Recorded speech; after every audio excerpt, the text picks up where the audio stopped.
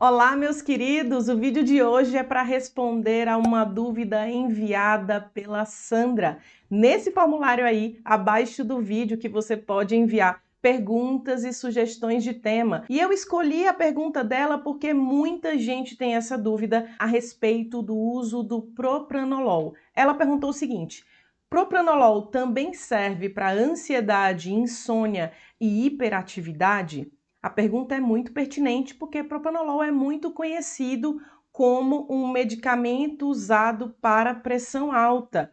Mas, diante de uma prescrição dessa, em que a pessoa não está com a queixa ou não tem a indicação por conta de pressão alta, gera uma dúvida, não é? Então, fica comigo até o final, que inclusive vou te falar 7 motivos pelos quais a gente usa propranolol na psiquiatria e também na neurologia. Bom, para responder essa pergunta, eu vou explicar para você por que ela recebeu a prescrição do propranolol, porque faz sentido no caso de ansiedade, inclusive outros sintomas na psiquiatria ou pensando em saúde mental. Imagina que nós temos o sistema nervoso central, né, o nosso sistema nervoso central que coordena tudo na gente. E esse sistema nervoso central é dividido em algumas partes, em alguns setores de acordo aí com suas funções. E uma dessas partes é o sistema nervoso simpático. Esse sistema nervoso simpático tem como principais personagens a noradrenalina e a adrenalina.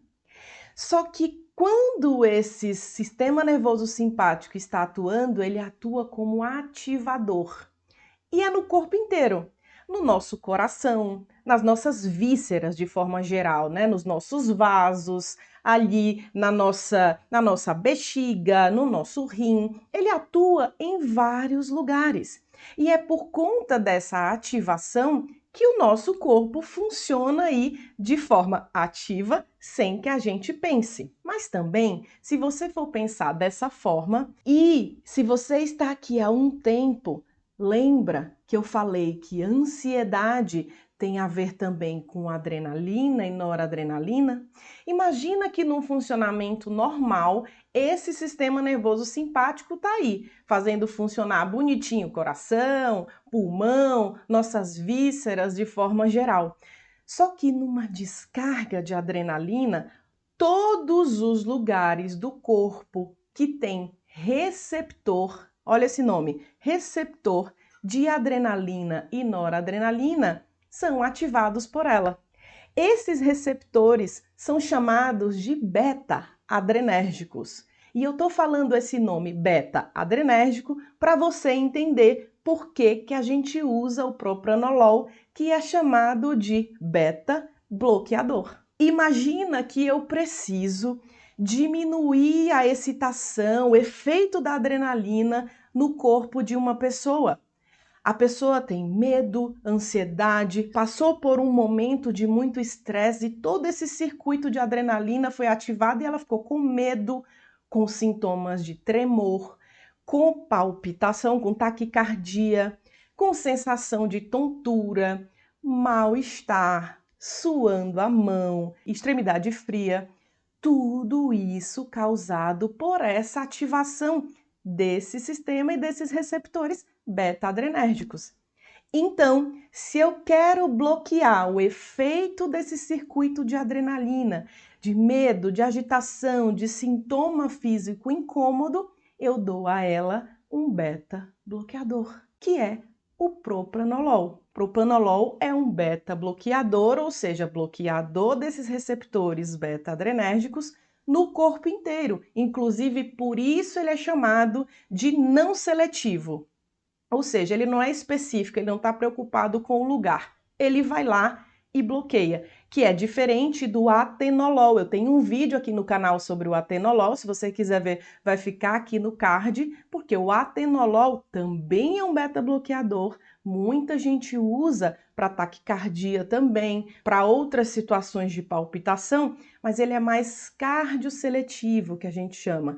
Ele é mais seletivo para esses receptores de adrenalina cardíacos. Por isso que muita gente tem a prescrição de um, a prescrição de outro, dependendo do objetivo de uso, inclusive a dose depende disso. É por conta dessa ativação de adrenalina, gente, que a pressão sobe também em uma crise de pânico, que é o pico, é o maior momento de uma crise de ansiedade, né? A crise de ansiedade, que não crise de pânico, ela é mais demorada, né? A crise de pânico, ela tem um pico maior, um intenso sofrimento em um tempo mais curto.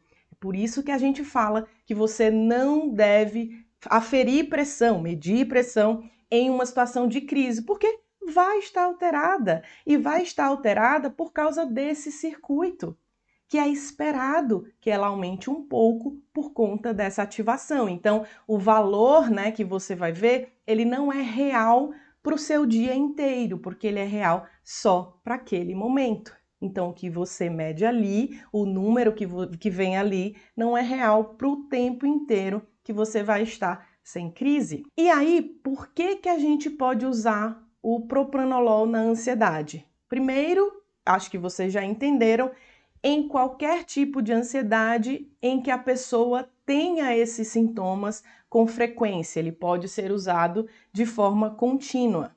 Segundo, em ansiedade de desempenho, né? Que é ansiedade de desempenho? Aquela ansiedade que a pessoa sente diante de uma apresentação que ela precisa fazer, né? Uma apresentação na faculdade, uma apresentação no trabalho, na escola. Isso a gente chama de ansiedade de desempenho. A pessoa tem medo de ser julgada na hora daquela apresentação. Então, muitas vezes, a gente usa o propranolol um tempo antes da apresentação para bloquear esses receptores de adrenalina e ela não tenha o sofrimento da taquicardia, da sudorese, né, que fica aqui abaixo do braço, do tremor e as pessoas ficarem percebendo, porque isso é um motivo de sofrimento em quem tem ansiedade de desempenho. Terceiro motivo que a gente usa em psiquiatria é a agitação e a agressividade, também é uma das indicações de uso. Um quarto motivo, dependência de álcool, também pode ser utilizado o propranolol. Claro que a gente tem aí as características de cada um, mas eu estou falando isso de forma geral, tá? Quinto motivo, tremor essencial. Muito comum, inclusive, aquele tremor que a pessoa tem de extremidade, né? Um tremor fino o tempo todo. Ela não treme muito, mas está o tempo todo tremendo. Propranolol é uma boa indicação, porque esse tremor ativado por esses receptores aí beta-adrenérgicos são bloqueados, então, que agora você entendeu, pelo propranolol, que é um beta-bloqueador. Sexto motivo, acatisia. Já ouviu esse nome? Pessoas que usam antipsicóticos, por exemplo, risperidona, quetiapina, olanzapina, haloperidol, podem ter um sintoma que, na verdade, é um efeito colateral por conta do circuito de dopamina que está aí sendo mexido, uma sensação de inquietação, de agitação. Parece que a pessoa tem que andar de um lado para outro para conseguir aliviar aquele sintoma, né? Ela se sente muito agitada e nada para, como se ela não controlasse, ela percebe que vem de fora. Isso acontece também com pessoas que usam metoclopramida, o famoso Plasil. Conhece alguém que usou Plasil no pronto-socorro em casa e teve uma sensação de agitação, ficava andando de um lado para o outro? Esse efeito, uma das coisas que a gente utiliza, né, não é único, mas uma das estratégias terapêuticas é o uso de beta-bloqueador e propranolol é um deles. O sétimo motivo e último aí usado na psiquiatria é o tremor benigno induzido pelo lítio, né? Pacientes que tomam lítio estão bem em relação ao sintoma, mas estão apresentando um efeito colateral de tremor, a gente pode utilizar o propranolol nesses casos. Então, são 7 casos que a gente utiliza o propranolol usado para bloquear os sintomas e os desconfortos. Ele não é o tratamento do quadro ansioso, tá? Ele nos ajuda aí, junto com as outras estratégias, né, de primeira linha, para tratar o quadro.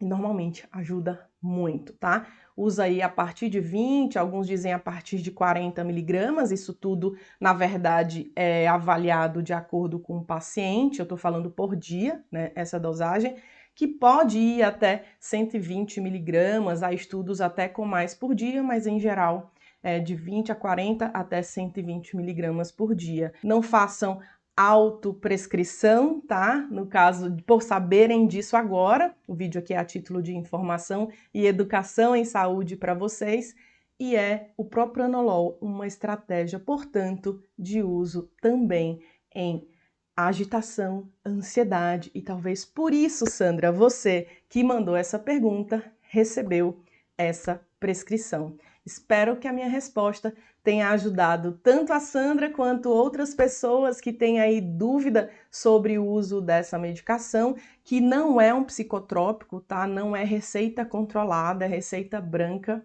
Inclusive, ele é distribuído, né, pelo Sistema Único de Saúde, mas não é considerado um psicotrópico, é um beta-bloqueador, também usado na psiquiatria. E se você gostou desse vídeo e acredita que pode ajudar outras pessoas, clica aqui no curtir, compartilha esse vídeo em seus grupos, inscreva-se nesse canal se você não faz parte dessa grande comunidade aqui de saúde mental e se quer que o seu tema ou a sua dúvida vire um vídeo, aqui abaixo tem um formulário para você sugerir, tá bom? E eu espero você em nosso próximo vídeo. Até lá!